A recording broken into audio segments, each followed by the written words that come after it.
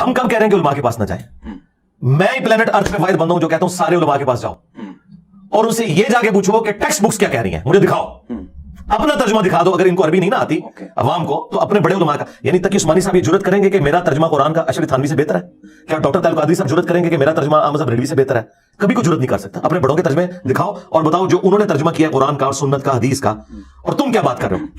ان کے پاس جب لوگ جاتے ہیں تو ان سے ان کی رائے پوچھتے ہیں، یہاں سے خرابی شروع ہوتی ہے. ان سے جا کے رائے کی بجائے آپ ان کی کتابیں کھلوا لینا، جو گالیاں یہ مجھے دے رہے ہیں وہ آپ کو بھی دینا شروع کر دیں گے. اصل جھگڑا یہ ہے. یہ علماء یہود کی مثال ہے جو اللہ تعالیٰ نے فرمایا کہ آپ گدھے کے اوپر کتابیں لاد دو نا تو وہ صرف بوجھ ہی اٹھا سکتا ہے، ان سے استفادہ نہیں کر سکتا.